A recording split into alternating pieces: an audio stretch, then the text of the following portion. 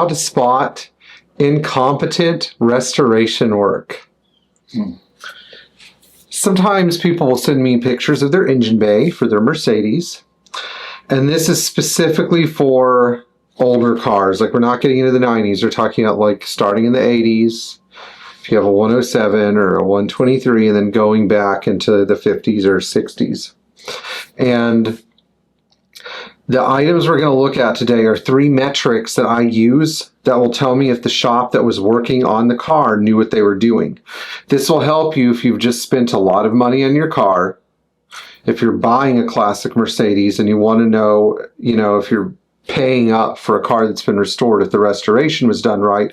And finally, some of the information here will help you if you're doing your own restoration on your engine bay, which many of you should be doing, what to use, what not to use. So let's start with hoses. I'm holding bulk 18 millimeter diameter Mercedes heater hose.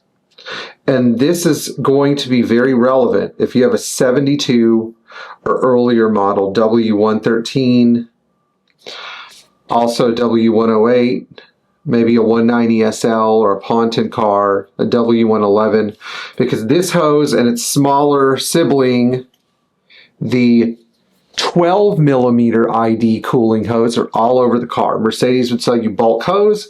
You'd have to cut it down and put it on the car. Whether it was the smaller diameter 12 millimeter hose or it was the bigger diameter 18. And if you look at this closely, you can see there's a Mercedes part number stamped into the hose. But also hoses from Metzler and Coline are perfectly acceptable. By the way, if anybody has a roll of NOS Metzler hose, please call me, because that was the original brand Mercedes used. Now, what we're looking for are 2 things. First of all, we want to make sure that whoever is working in the car is using a smooth rubber hose. If you use this braided hose, this cloth finish hose, in a cooling application, there is a problem with your work. You should not be using this. This is for fuel and vacuum hose. This is for cooling. Smooth, always for cooling. Braided, always for vacuum and fuel. Now, what if you look at it and you see the word SAE on the hose? What does that mean? There's only one scenario where an SAE smooth rubber hose is acceptable.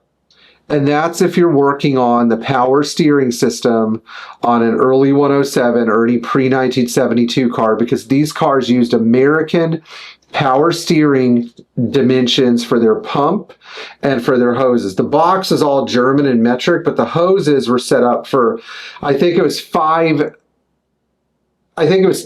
It's not 5/8. It's 3/4 generic Gates power steering hose. That's what came on the cars when they were new, and Napa still sells it. Nothing has changed in 60 years. That's the only time you can use an SAE hose. If you're looking at your cooling system and you see SAE hoses, they're wrong, and they're going to have to be clamped down really hard to fit because they're usually too big. And something else I don't like, the walls are usually too thin, so they don't last as long. I just don't like it. I don't like it. It's a bad look. And if the shop that you're sending your car to is charging you thousands of dollars to do the work, they better be using the right stuff. So, case in point, if you see Mercedes cooling hose at the Mercedes part number or Metzler or Coline, for the most part, you're good. But there's another dimension to this that we're about to get into.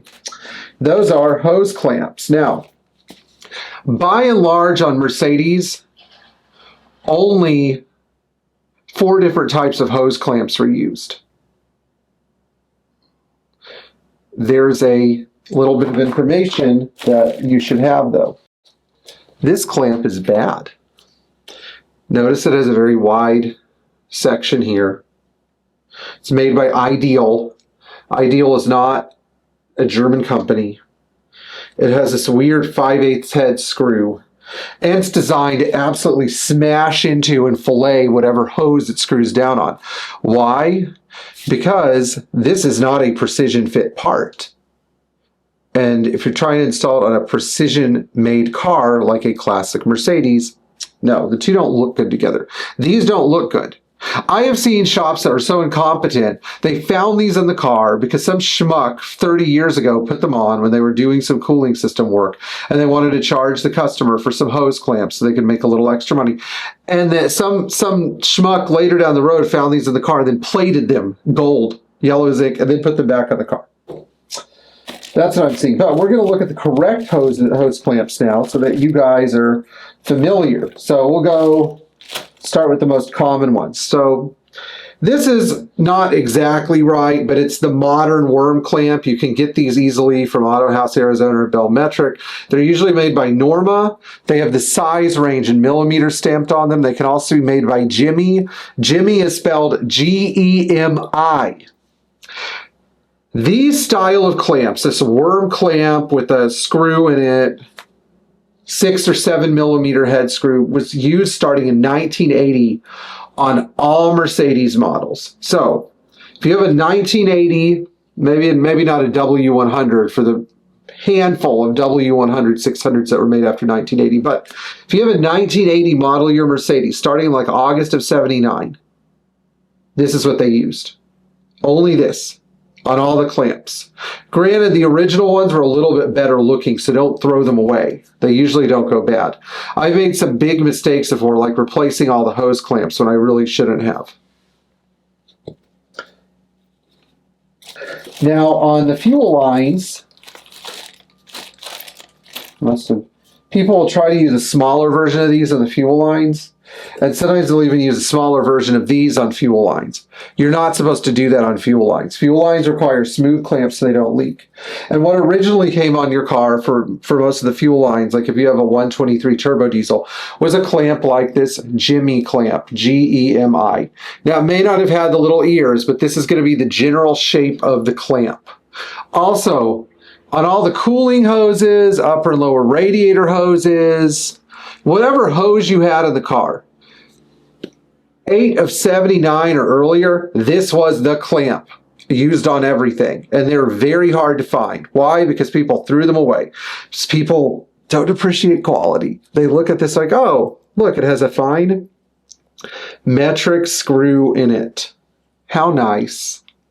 It has a nice durable strap that is precisely sized for the hose. But because people don't appreciate quality,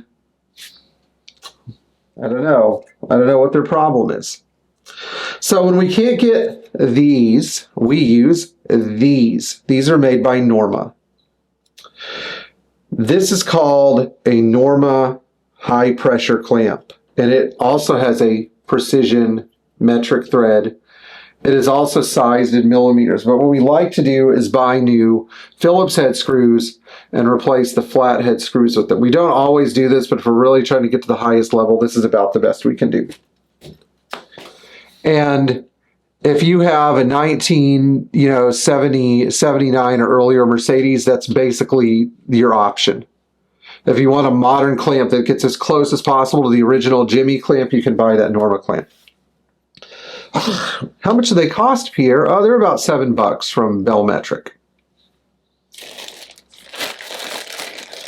Now let's look at another type of clamp. These are called cotter pin clamps. And on 1969, I think it's March of 69 or earlier Mercedes, these cotter pin clamps were used on large diameter heater hoses, so 18 millimeter ID and bigger.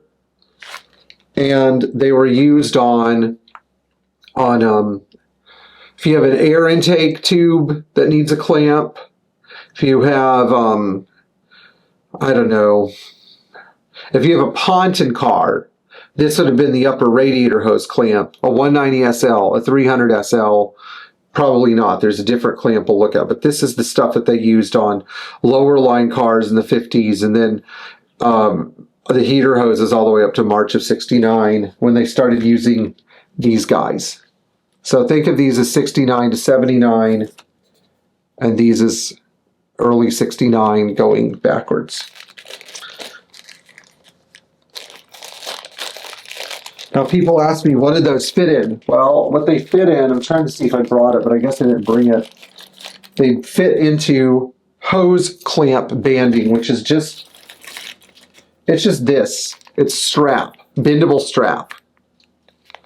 And you buy it in bulk and you cut it to fit. I know I'm losing some of you here, but that's okay. These videos aren't for everyone. You should still know, especially if you have a 280 SL, your eyes are going to be glued to the screen. These are toggle clamps, and these still use the same kind of banding, but this is used starting on cars like the 300S or 300SL and the radiator hoses. And they were used all the way up to March of 1969 for the upper radiator hoses or something like that. So if you have a car that was built March of 69 or earlier and you need clamps for the upper radiator hose, you're going to use these. They're also used on the rear axle boots.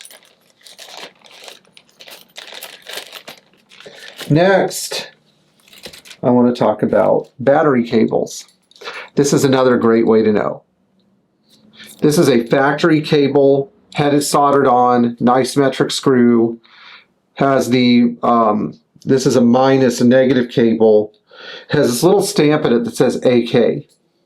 This is a generic clamped on battery cable, and I haven't discarded the cable yet because I'm going to solder one of these on here and reuse it, but this is really, really, really bad stuff. When you see this from a reputable shop, you know they absolutely have no idea what they're doing. Next step would be an engine oil analysis to make sure that they didn't touch the motor. Now, one of the reasons shops like to install these clamp-on battery terminals is because they're quick, easy, and profitable. This is the equivalent of the oil change shop saying you need a cabin air filter. It's going to be 60 bucks.